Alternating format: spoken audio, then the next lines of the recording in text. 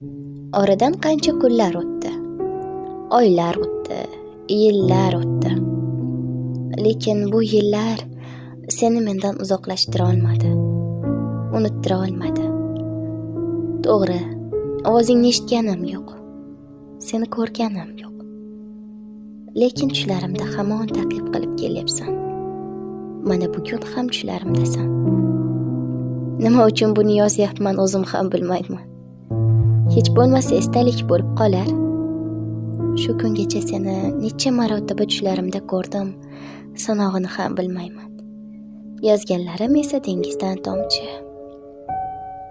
Faqat menda shunaqami? Nima? Faqat men tush ko'ramanmi? Faqat men sog'inamanmi?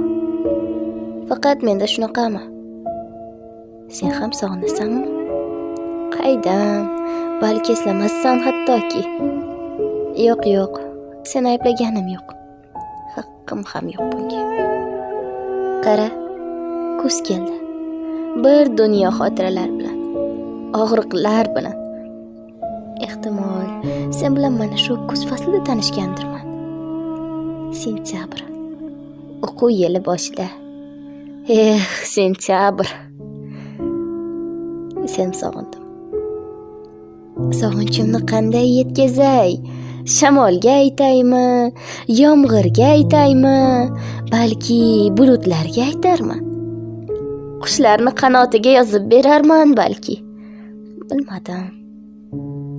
Balki hech qachon aytmasman. Hech qachon sen bilan yo'llarimiz tutashmas. Ko'rishmasmiz hattoki. Lekin muhimi, sen tiriksan. Men tirikman. Yer tirik. Olam tirik. Avval ham aytganlarimdek, men yashayotgan dunyoda sen ham yashayapsan. Men nafas olgan havodan sen ham nafas olyapsan. Hozircha shuni o'zi kifoya. O'zingni ehtiyot qil. Xo'pmi? Tushlarimning maliki.